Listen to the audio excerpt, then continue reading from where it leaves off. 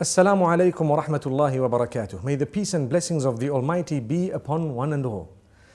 Today we will be discussing a very important topic connected to the tongue. The tongue, as you know, is a gift of the Almighty. It is very small in size, but it can create so much havoc and it can cause so much damage that more than any other organ of the body. So it's important for us to know that the Almighty has created this tongue. You know, some scholars say so beautifully, He has put 32 guards that are so sharp around that tongue so that we think 32 times before we actually utter. And it's amazing how the tongue is so small, it moves 1,001 times in a minute up and down, and yet it does not get cut by these sharp knives around. This is the gift of the Almighty. So consider it a gift. Use it as a gift. And the reason we say this is to concentrate more on a specific department of the use of the tongue, and that is when it comes to those we mix with, beginning or starting with our wives, our husbands, our family members, our relatives, and then those we interact with, our friends, and so on. What we should know is that the tongue has several different uses. One of them is to taste food, one of them is to speak, and there are so many other uses of the tongue that are there. Some we may know, some we may not know. It's amazing. However, remember, your respect as an individual is very closely connected to how you use the tongue. This is why the Messenger Muhammad, peace be upon him, says, every morning all the organs of the body call out to the tongue and say, fear the Almighty regarding all of us. It is through you that we are known, so be careful what you say. Amazing. Which means I have hands, I have legs, I have a brain, I have eyes, my whole body, my entire image, my identification. I am known as a good or a bad person based primarily on how I use my tongue. Have we ever thought of that?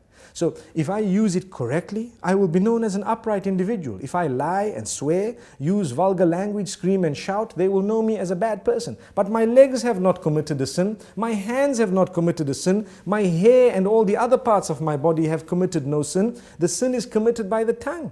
And the tongue, yes, closely connected to the brain and all that, yes, correct. But ultimately it was the one used to relay what was within. This is why if you're not sure, don't speak. Speak when you are sure. Think about it, think twice. I'm sure we've all heard the saying, you've been given one mouth and two ears to speak half that of what you hear. So you hear more and you speak less. Sadly, a lot of us love to speak. And we just want to say anything and everything, no matter how it sounds. Not realizing, did you know, it is an act of worship to think before you speak. You're actually rewarded, an act of worship. The Almighty becomes pleased with us when we think before we speak. And not just think, but think of how many different ways there are for me to portray or to say what I have in my heart, to convey that message. If I've got 5 different ways of wording it, I need to select the best, most effective, most beautiful manner, and then I will speak. And if I speak using that best and most effective manner, I will automatically be able to please my Maker, and I will definitely cause or create lots of harmony and peace in my surroundings. So very importantly, let's use the tongue correctly. Number 1. Number 2 is not only the selection of words, the tone as well. Very closely connected to that. Some people scream and yell, they shout. Shouting will reduce your respect. The more you yell, the less people respect you. The next time you say something, nobody will want to listen to you because you're used to screaming. And this is the whole reason that we say, speak with a tone that is audible, but a respectable term, meaning respectful tone. You will find, and I'm sure we've all seen this, when someone has a habit of speaking with a calm tone and always relaxed, you will notice immediately that the minute they open their mouths, everyone is silent and listening. Whereas when you have another who's always yelling and screaming, everybody's yelling and screaming with them. No one knows whether they are serious or not serious. And imagine if you hear a person yell or scream who has never ever done that in his or her life. Automatically you would know that this is something very important because this person does not use this type of language or does not scream. Amazing. So this is the importance of the use of the tongue, how it gives the whole image of who we are just by its use. Sometimes a whole company can come crashing because of a CEO making one statement that is negative or bad. And there are examples of that in history where we've seen this happening because of the abuse or misuse of the tongue. The same way, a man who has always been respected can lose all his integrity within a split statement because of how bad it was and how evil it was. So we need to be careful. You are known by your tongue. Let us be careful how we use this tongue. We'd like to give a few more examples. Within the home, it is an act of worship to say words, to create the words and to utter words that will bring about a smile on the faces of your children and family members, your spouse primarily. Did you know that it is actually an act of worship to come home and utter words of goodness, sweet words, beautiful words, make people feel appreciated, make them feel wanted, make them feel the bond? And it is the tongue that makes us really connect to one another. And this is why we say it is an act of worship. So many people do not realize it's a charity to say a good word. A good word is a beautiful charity. We come home, we're silent. Being silent is something that's not good, especially when it comes to those who are waiting for you to say something of your own family. A good word. Yes, when there is a problem, you might want to remain silent for a moment. If you think that that is the best way of solving the problem for now, you might want to speak a little bit later. But even when you choose to speak, say the best words. This is from the messenger, may peace be upon him. And we always tell people charity begins at home. Sometimes we are very careful of our tongues outside the door.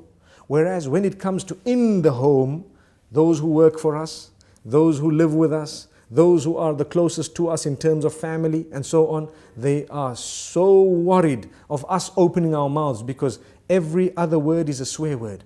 Every other word is a lie. Every other word is a word which is derogatory, defaming, which is disrespectful, which causes hurt and harm. Why should we do that? A good Muslim will never utter words that are hurtful to others. There is no need to do that. Even if you disagree, if you disagree with someone, you do not need to utter words that are hurtful to them, belittling them, making them feel like they are not worth it. Sometimes maybe the good statement from your mouth might actually make them change their minds and come on to what you had because you were so good. You came forward so beautifully. This is the religion. This is what we have been taught. Now let's ask ourselves, do we as Muslims really follow these teachings? We call ourselves Muslims. A lot of the times we swear so much that even those who are not Muslim are embarrassed. And it gives the wrong image of the teachings of the beloved messenger. May peace be upon him. And may the peace be upon all the other messengers. We shouldn't be doing this because we have the responsibility of portraying the correct image of the teachings of the Almighty. And these teachings primarily begin with a good tongue. The messenger, when he was sworn, he did not swear back. He never swore back. The swear words never came out of his mouth. He says, a true believer is not he who is vulgar, is not he who speaks hurtful statements, is not he who lies, is not he who utters words that are hurtful to people, words that are incorrect, unjust.